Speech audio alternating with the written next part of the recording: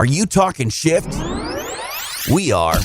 It's time for the We're Talking Shift podcast. Now. Here to talk shift, Loree Bischoff. We're Talking Shift. Hey, everybody. Welcome to We're Talking Shift. This is the podcast where we talk shift because when we feel stuck, when it's time to level up, rise to a challenge, or make any kind of effective shift, that process must begin with a shift in our thinking.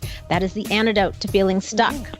Today, we have Dr. Tommy John back again. Yay! Dr. Tommy, he was on with us, you may recall, a few weeks ago, and we had a fabulous conversation about how your degree of physical fitness directly affects how you interact with your world, with unexpected changes in yourself, your environment, how you handle mental, emotional, or physical trauma, essentially how adaptable you are, which is a key quality for surviving and thriving, rather appropriate for what's happening right now. So if you missed it, you guys, make sure you go back and listen to episode 73. And like I said, especially in light of what's going on in our world right now, the more physically and emotionally fit you are, the more easily you're going to be able to handle the challenges that we're all dealing with. But today, Dr. Tommy and I are going to take a deep dive into the subject of hydrating. According to Dr. Tommy, the way that we have been led to believe is the best way to make sure we're hydrated is pretty much, well, I'm just going to say it's pretty much bullshit. So, let's have some fun learning about hydrating, folks. Welcome back, Dr. Tommy. Thank you so much. And I love that you just swore. So that just gave me the green light. So let's go. Oh, yeah. You totally have the green light. There is no editing. There's no editing on this show. I love it. Yeah, we're just get real with it. So sometimes, it's just the best way to make a point, right? They're the people I trust the most, the ones that can kind of fit it in, and they're not being, it's not offensive, it's not derogatory, It's just real. It's just authentic and real. It is. It's exactly. It's not about shock value. It's No. So I have to say, because I thought this was super fun, I was listening to that particular podcast of yours when I was traveling and on the road, and I believe it was episode 7. Right. Seven. And I started cracking up. I started laughing in the car. I totally got that reference. So I'm claiming my 10 points. I don't know what that gets me, but I want it. I don't know. Shroot bucks. That's what I was saying. Shroot bucks. Dwight Schrute bucks. Yeah, but that reference was good. I'm so glad you got that because I don't know how many people got it. Yeah, totally fun. In fact, now that we bring that up, I'm gonna have my daughter listen to that because I know she's gonna get it too, and it's gonna make her laugh. So, So all of you that don't get it, you're just gonna have to dance in the mystery of that one. So ask your friends, Google it, whatever. Outstanding. Okay. Anyway, so let's talk about this, and I'm sure it's going to connect with some of the things that are going on right now. Let me just start with this. How are most people keeping themselves hydrated, and why is this so controversial? Why did you feel the need to devote an entire podcast to this? So we've always heard, drink your water. It's important to drink your water. Drink your water. Stay hydrated. Drink your water. If you're an athlete or if you were in elementary school, like we had the water break at the water fountain. After recess, if that even happens anymore, we stood by the water fountain. And it was one of those things. Okay, we're told to do it. You just grew up with it. It was just dogma. It was pushed on you. Okay, fine, that makes sense.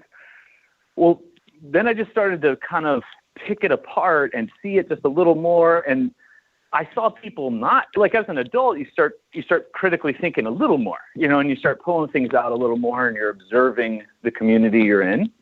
And especially in health, you're observing people that express great amounts, and then you're observing people that are stuck, like you said, they're stagnant, like a pond, right? Like a puddle. They're just stuck. And so I started putting it together, like, the people that are healthier or hydrated, they heal quicker, they're happier, Their sleep is better. Their relationships seem great. They're very open. They're always changing and growing and evolving. And you just can't turn this off.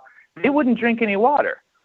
And I was like, what's going on here? And I just observed, even if they were high intensity athletes, it just didn't match up.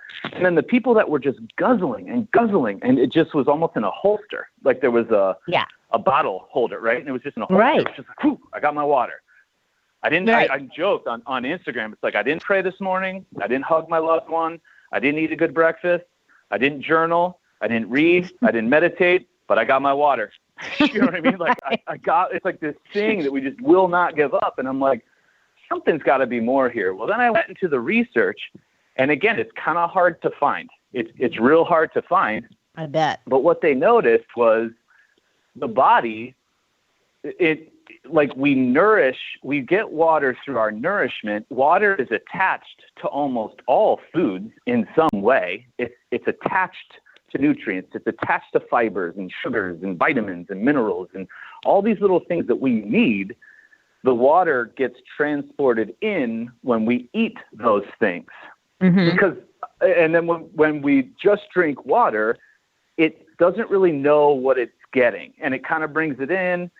It kind of does a little bit what it's going to do, and then it just goes right out. And you know this because your pee turns clear and you're peeing all the time. You know, right? It's like, well, right. Wait a second. If I'm absorbing this and it's like staying with me, why the heck is it coming out of me like beer? Like when we hit that point, right? We used to drink, and you're like, wait, I'm peeing like a racehorse here. What's going on? Right. Once you break the seal, it's like every 20 minutes. It's gone. It's all going, you know. And I'm just like, wait, don't we ever tip the scales? Like, don't you ever become hydrated? Don't you ever become stronger? Don't you ever become healthier? And the people that were trying to hydrate weren't ever becoming hydrated. Yeah, I've seen that. When I had dove into that, you saw that there were better forms, there were more efficient ways to do it. And again, it of course gets like beat back. Like that's one of my most controversial posts is when I post something about water, there's so many people holding on to it. They just fire back almost like they have like a water bottle is a relative. I'm like, wait, I'm not making fun of your family or picking on, I'm just giving you something else to look at. It's that same mentality that hangs on to, you need your milk. Where else are you going to get calcium? You have to have milk. It's the same mentality, right? Yeah. They're so quick to jump at me. And then one thing I was looking at, it was like, man, when we're dehydrated or we go into the hospital, they don't hook an IV bag up of plain water. It's salt water. Like it's saline. So even in the most critical environment, a hospital, critical care, crisis care, they still won't do a bottle of water. They'll stick water with something else to it because the water gets transported with the nutrients and the minerals and the stuff that the body can use on a greater end. And that's how you ultimately become hydrated. So why? So we know now why. You just said it's not why plain water is not the best way to hydrate. It's not the most efficient way to hydrate. So what is the best thing to hydrate? And by the way, before we go on to that, another reason I was so happy to hear about this was because I'm a person that I just can't drink that much water. It's just, I get a stomach ache and, I just can't do it. And they, this formula for, X amount of ounces for every 10 pounds of body weight. And I'm doing the math. I'm like, I don't drink that much water in a freaking week. I can't get it in all day. I'll never get anything done. I'll be in the bathroom all day, So I've never been able to, I'm like, well, I guess I'm supposed to, and I try, but I can't maintain it because I don't drink if I'm not thirsty. Anything. I don't eat if I'm not hungry. But I did this test one time, and gosh, this must have been 10, 15 years ago, a naturopath I was working with a little bit. And we were talking about this subject. He goes, well, we can do this test. You basically, take this jug, collect all of your urine for 24 hours, bring it to me, we'll test it, and I'll tell you where you're at. Cool. So I did that, my usual routine of not drinking that much water, but my usual thing, brought it to him. He's like, you're fine. Don't worry about it. I was like, awesome. So going on with what you were going to say. Yeah. Well, what is a better way? Let's make sure people understand. You mentioned food, but let's talk a little bit more about that. So that's one thing to look at is when we always hear that that the human this size needs X amount. Yeah. We always think of it as plain water is the only place that source comes from. So that amount might be accurate, but what we're not counting is the fact that we had breakfast, we had lunch, we had dinner, we had meals. And so through those meals, we got our amount. So they're not necessarily incorrect with the body needs this amount of water. I'd fully agree with however somebody's coming up with that, but it's the mode, it's the method that you get it from that we're talking about. So yeah, foods that are loaded with water, the obvious ones, fruit and vegetables. I mean, come on. Right. Like, I know they're villainizing sugar and fruit now, which is just bothering me, but like fruits and vegetables, there's just not going to be a study that, you know what I mean? It's just make it a part of your plate, make it a part, like somehow, even if you're that, you know, that 12-year-old, 50-year-old who just likes the one vegetable. That's cool. They just eat the one vegetable, but there's so much in there that it's just, my gosh. I mean, there's just, I have these huge salads every night. Me too. I look at it. Oh God. And I'm just like, I am hydrating so much from this that now I've wired my body that when I do get thirsty from a 16-mile, 12,000-foot hike in the mountains in Idlewild, and I get thirsty, like I get into this imbalanced state, I crave fruit and vegetables. I crave a salad. Could you imagine a nation craving fruit and vegetables? Right. Do you know what I mean? Like, if we could wire ourselves that way, oh my gosh. And so those are the obvious ones. Good fats, healthy fat sources are very, very hydrophilic. Like they love, it's water. Oh my gosh, it's water. Good butters, good grass-fed meats, olive oils, egg yolks, eggs, avocados, oils of all different kinds. Like just the healthy fats, they are so loaded with water. And that's another big one. I kind of antagonistically joke just to kind of stir some emotion, whether I should or not, I don't know. I get motivated sometimes differently. You know this, but it's like, you know, instead of the bottle of water, reach for a stick of butter. And everyone's like, wait, what? You know, and it's like, okay, now that I've got your attention, you know what I mean? Am I being literal? Probably not, but let's just think about this. You know what I mean? Like think about what's going on. Now, do you think, though, that's because of the fat molecules are an efficient vehicle to transport the water into your cells? Correct. That's something like that? They love water. Yes, they love water, so they'll bring it in. You know, they'll bring it in, and and somebody said, I was looking at, he's a nutrition, some sort of expert in nutrition, or I don't know what his credentials were, and I did it so long ago when I was first coming across this, like when I was first starting to realize, right, and open my eyes to this other side. He said, think about it. If a human being, as grotesque as it sounds, gets wrung out like a rag or gets squished like a grape, does water just shoot out of us? No. It's like plasma and it's blood and it's sinew. It's like all these different forms of stuff, but no part of us is plain water. Like we don't just squish out like a sponge. So what happens is the water goes in, it has to turn to this fourth phase of water, they called it, where it's like this cytosol, like this plasmic gel. And so that's really the water. It's in a cell, out of cell. It's this gooey, great human organic substance, but it has to convert from that to that. And it's got a better vehicle if it's attached to nutrient-rich foods. Perfect. Yes. And that is, I think that's the key component people need to really get right there is it's not that we don't need any water. It's just that we need to make sure we are giving it the most efficient vehicle to transport it into our body so our body can actually utilize it. Hey, here's another thing just real quick.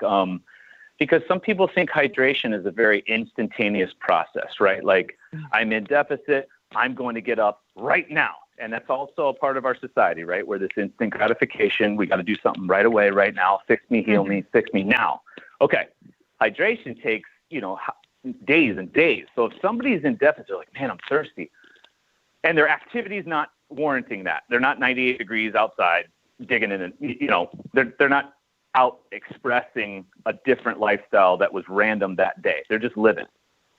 So I would think over the time, I'm like, hey, what's nutrition been like over the last 3 weeks to a month? Do you know what I mean? And then all of a sudden they're like, oh, So it's one of those things that collectively goes where, because some people are like, okay, my kids aren't going to carry celery sticks and I'm not going to carry a bowl of vegetables.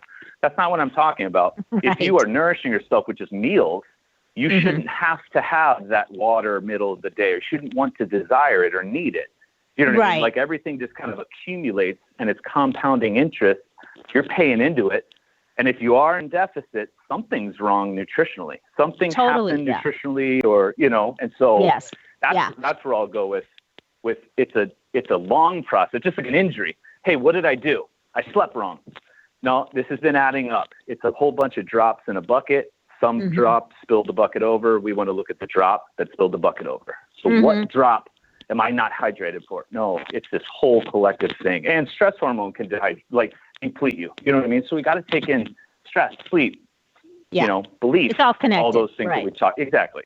Yeah. Yeah, they all factor in. It's so true. I mean, I've had friends and clients that I never see them anywhere without, a vice grip on that bottle of water, or the very special, expensive, particular type of water cup. The marketing of this, we'll get into that in a minute.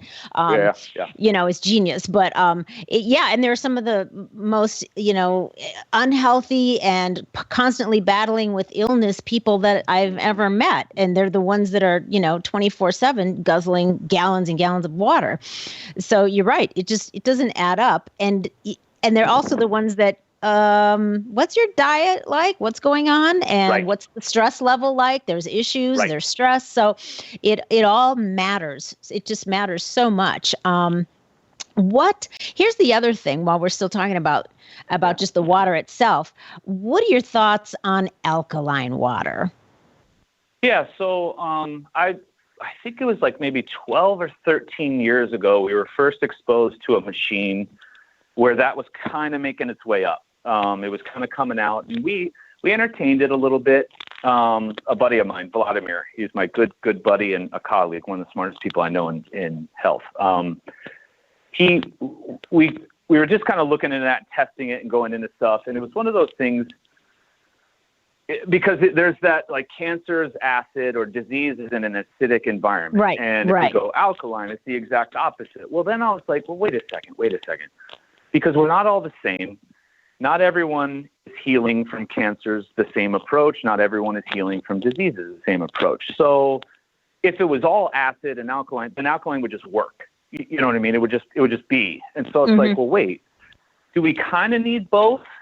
Is it one of those things that the pH, when you look into the pH from my just small research and exposure in my doctorate, and then just anybody I've talked to who's way smarter than me, I'm like, what's the pH stuff? And it's just the pH is so fine in the body. It's so controlled. Yes. That to think that you could sway it with, obviously, nutrition is important. It's very much important. But to think that you could sway it with, I just don't see it happening. Now, if the body takes it more alkaline because we've put this whole thing together and it decides that that's what it wants to do, great. If it takes it more acidic, because we need both. You know what I mean? There's some parts where we're totally at, they call it, Dr. Gonzalez is a great person. He did, I'm staring at a book right now. He's passed away. But the book's called Nutrition and the Autonomic Nervous System. Now, the autonomic nervous system is parasympathetic, sympathetic. It basically runs our life. It's the stuff we're not conscious of, right? Right. A lot of people like Joe Dispenza, Bruce Lipton, Kelly Brogan, they feel our healing is in those autonomics, just getting to those autonomics. Okay. Well, Dr. Gonzalez, he'll literally have been treating people who were so swayed on the alkaline side because of their nervous system effect and their psychology that they needed an absolute no alkaline approach. And then you had people that were way over on the acidic side, and they needed an all. So, and then he said everybody else was just somewhere on that spectrum. So when I looked at that, if we're getting analyzed by somebody and they're looking at us at a moment in time, we might be stuck in some side of the scale. But at some point, when you get back to middle, which is health, healing, you're out of that state of adaptation, that gross adaptation. You're just like kind of flowing back inside. It's like a needle. It just kind of swings. Right. And that's where I feel like they both come into play. So I was looking at my nutrition, a bowl full of vegetables, but doused with apple cider vinegar. I have apple cider vinegar, a dash of apple cider vinegar in the morning in my drink with some other things. And then at night, I have a scoop of baking soda with some other things. You know what I mean? So I'm just like, when my body tells me, I'm going to hold off. So now, can I say alkaline water is bad? No. I mean, it serves a place. Is it one of those things like collagen or gluten or where we go with a magic bullet? I can't say that because I just don't think anything's that, right. That one thing. Your body's going to maintain its proper pH. I mean, it has to in order to stay alive. And it's going to do that no matter what you're doing. And right. But the thing is, we can either make it a lot easier or a lot more difficult for our body to do that. So, if we're making it difficult by eating like a strictly acidic diet, which is what most Westerners are doing, it's predominantly acidic and it's predominantly, a bunch of shitty food. Then our body has to rob its organs and other areas of what it needs in order to maintain that delicate pH. So it's going to do it, but other things are going to be compromised while it's trying to do that. That's my understanding. In a layperson's, way of putting it. But so, all right. Producer TJ, are you with us? What do you have to say about this? I am, and this is one thing that I actually feel like I know something about because my day job is in combat sports and in mixed martial arts specifically. And the day before the fight, the fighters have to weigh in. Mainly the way that they get to be on weight is they obviously diet and work out, but the day before the fight, you can find most fighters are cutting anywhere from 5 to, I'd say, 15 pounds of water, and they do that in the sauna. So they, dehydrate down, lose 10 to 15 pounds of water, and then they have to rehydrate. And the way that they do that, especially now, because the UFC is subject to USADA, which is an anti-doping agency, they're not allowed to use IVs. They used to use IVs for the longest time.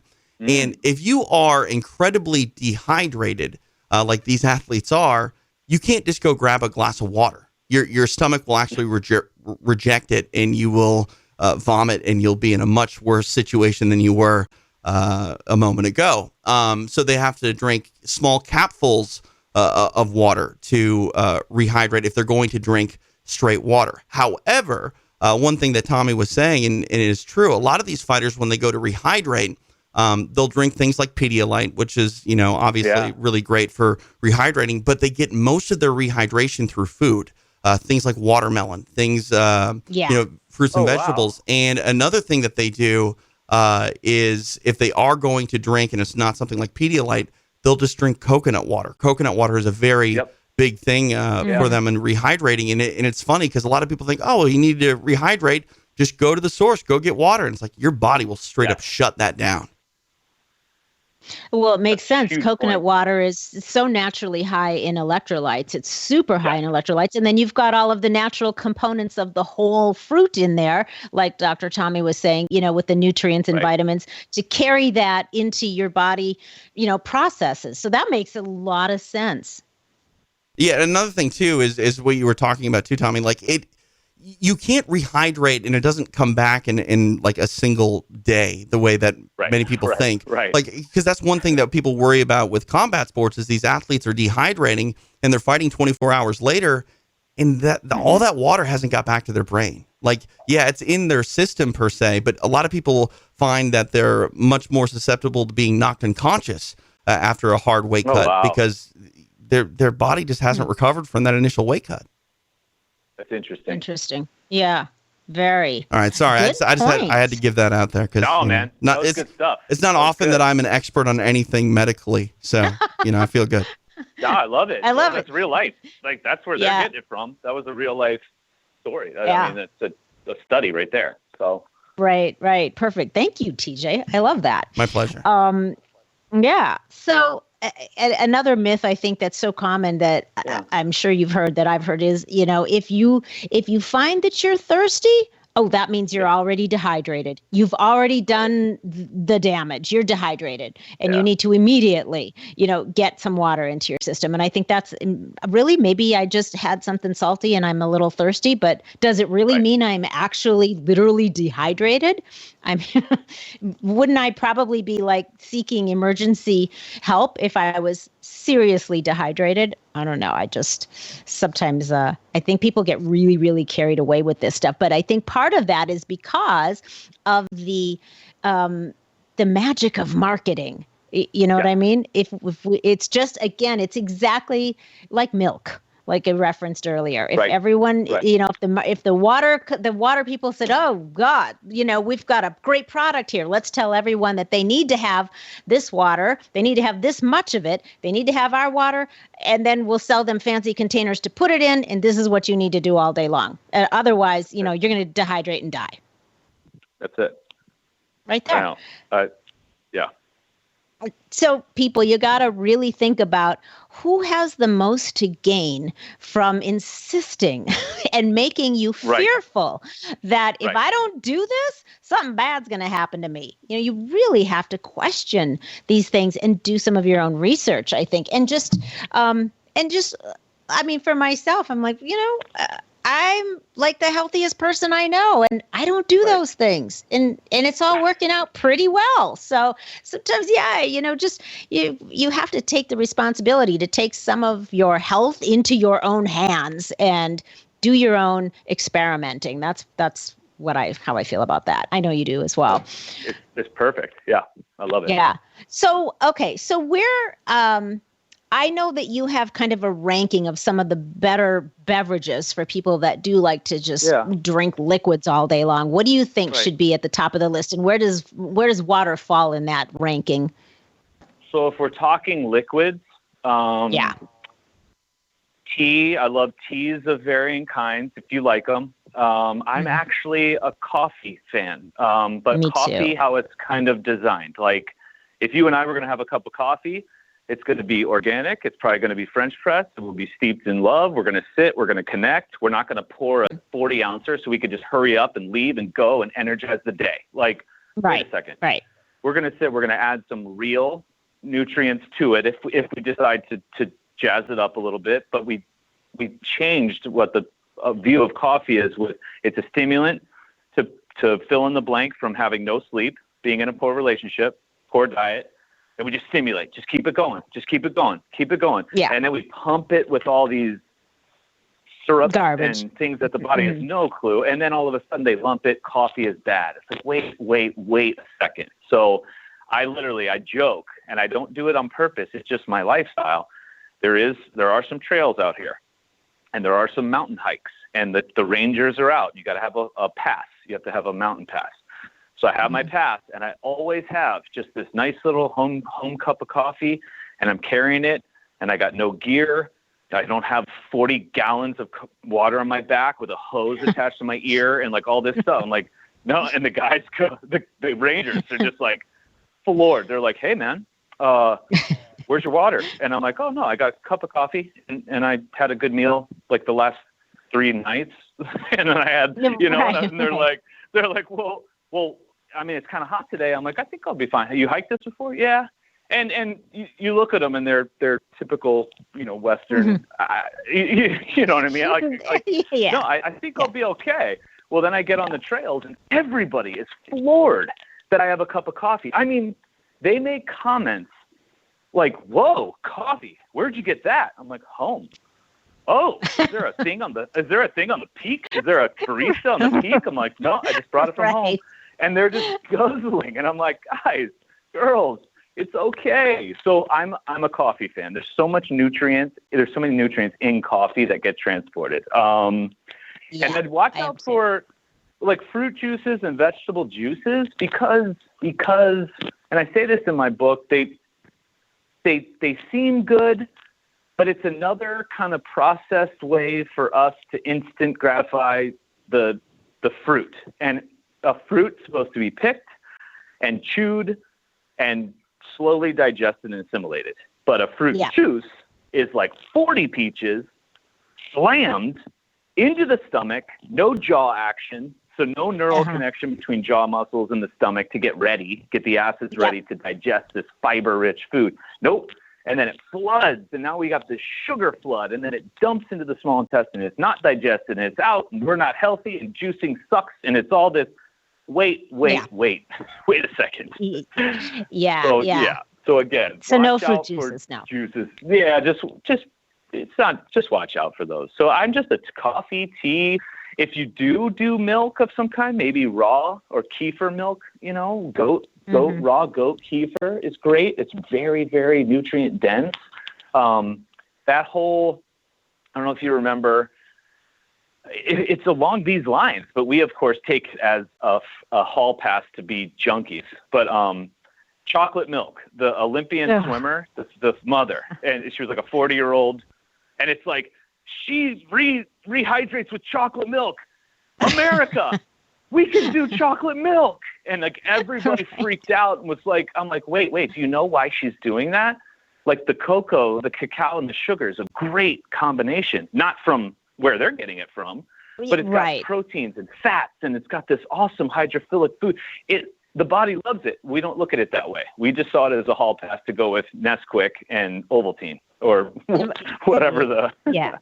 It does a little bit. Unless you really understand the components there, you're going to easily be swayed into doing something stupid to yourself. Right. And your kids, by the way. Yeah, exactly. And that, I mean, I've had young athletes where it's like, my parents said, chocolate milk. Okay, that was for an Olympian training 10-12 hours a day, like in addition to all these other things. Like, let's just put this into context. Now, I do find people are attached to habits, and I get it. We've all been in those cycles, right? And to break those cycles, it takes time and it's hard. Okay, no doubt. So I'm not going to tell you to cold turkey your water because you're going to freak out like you just lost a loved one. And we don't want to do that. So if you just change the chemical composition of your water, you always drink anyway. And they're like, how can I do that? And then what I say is a dash of like Himalayan or Celtic salt, a dash, like you shouldn't even taste it.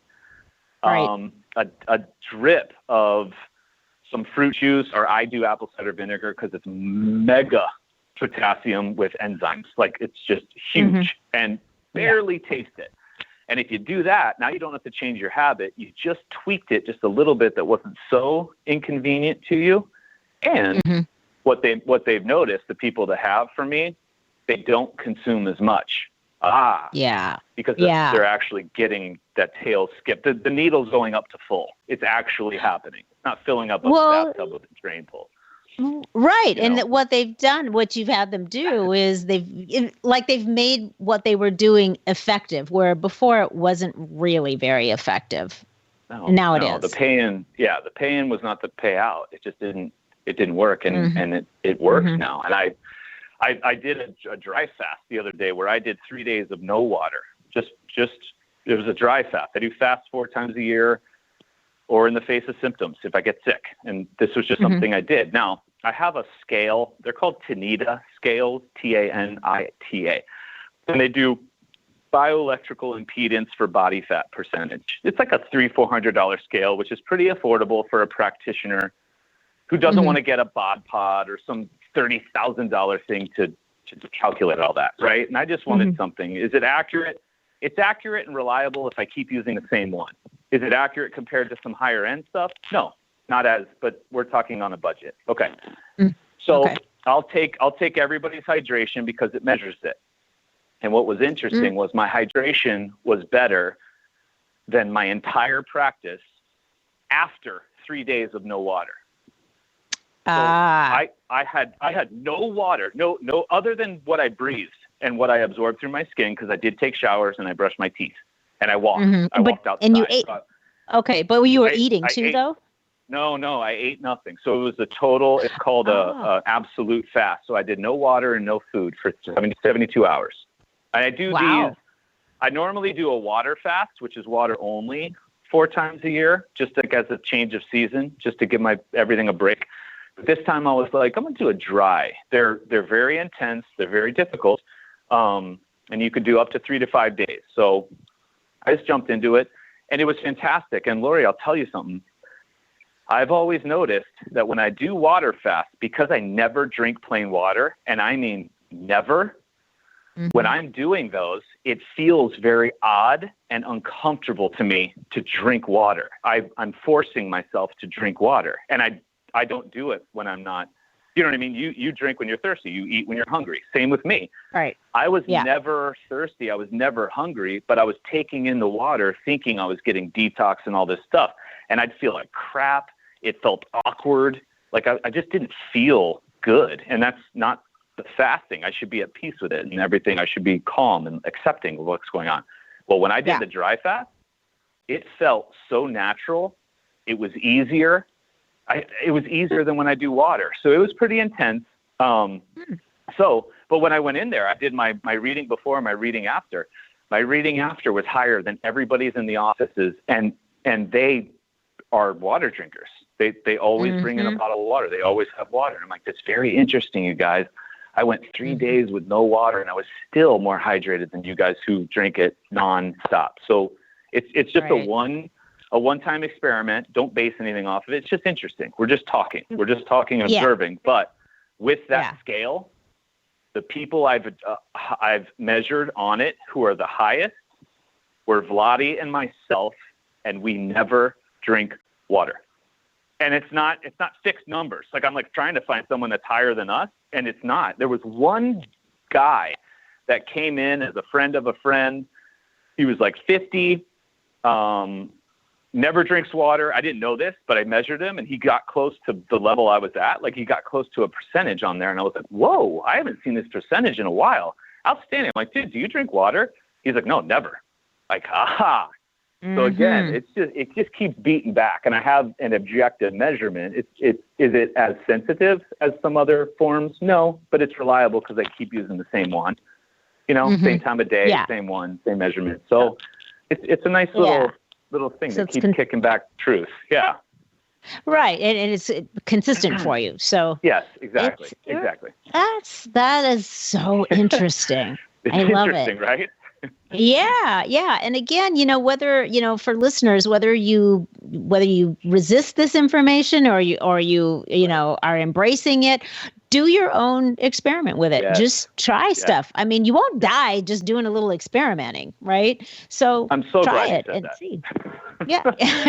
Because there's people that are like, no, something's going to happen to me. It's like, no, you're not going to die within the short, just let you feel. Go experiment. I'm so glad you said that, because the thought is that you're gonna just stop working. You're just gonna fall over. And it's like, no, you're okay. It's okay to play with this. Yeah. Just go out and try some stuff. I mean, take matters into your own hands, right? Yes. So yes. Okay. So what about does it matter if it's sparkling water? I mean, for instance, my husband loves just natural flavored, no sugar, no artificial sugar, no sweetener of any kinds, but he loves just natural flavored sparkling water because he likes the bubbles. Like I'm the opposite. I don't like carbonated stuff, but he does. Right. So he goes through a ton of that. And I'm just wondering, is it kind of just pretty much the same? Is your body reacting the same to him? And I'm still very skeptical over what those mysterious natural flavorings are. That's something to consider. But I don't know. Do you have any thoughts on that, or is it just neither really here nor there? That would be the only part I'd be suspect about, would be the natural flavors. So I would think if it was by itself, it's not going to be hydrating as much. But if he added something to it, like added his own flavors with nourishment, nutrients of some kind, juices or full fruit, put it in there, or just a dash of apple cider vinegar, a dash of salt, and that would change everything. Right. For his hydration, but sparkling or not, it needs something to it. It needs something in it. Yeah. I like that. I'm gonna suggest that. Even if it's drop a lemon wedge in there, or something. That's Even just right. a little bit, it just changes everything. The whole structure, the whole thing completely changed. All right. So, okay, sports drinks, Gatorade, and those types of things. I mean, to me, I kind of feel like most of those kind of fall into the same category as basically fruit juice. I mean, they're full of sugar. A lot of them are full of caffeine. I don't know that the advantages outweigh the disadvantages of that. According to what you just said, your body's going to take in the water better because it is attached to a bunch of stuff, but the stuff is usually garbage too. So I don't know how that falls. I say literally now, like 30 years ago, could we have handled a Gatorade? Sure. Now, like we're so teetering beyond that we just, now I used to be like, oh, yeah, Gatorade's not going to be bad if you're active, and possibly it's a nice little treat. And but now that we fast forwarded, since I've been in business 20 years and seen us get worse, I'm like, no. Like when people bring it up, hey, can I? No, absolutely not. Well, wait, what can I do? Hold on. Let's put it around here. When's the last time you sweat blue or red? And they're like, well, I don't ever. Okay, so you're trying to replace sweat with this drink that's blue or red. So that doesn't make any sense, right? So like the first Gatorade tasted like sweat. I had a college professor who was on the team that was trialing these things and taste testing them. He's like, the first Gatorade was disgusting. It tastes like sweat, which is what? Salt water. So they added just a tad of flavoring, and the 1970s Gatorade, or whenever it was created, or whenever they changed some of the formula, way different than it is now. So it's just totally different. It is supposed to replace the nutrients, electrolytes lost. I get it.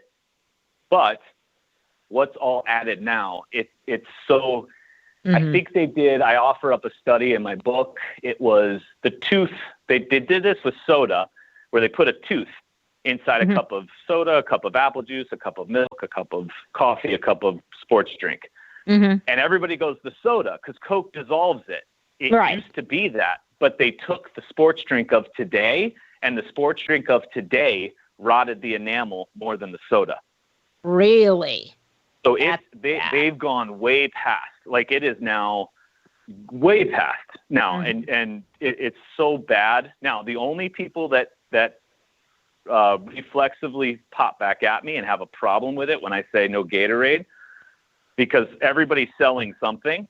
Yeah. It's the reps. Everybody's a Gatorade rep.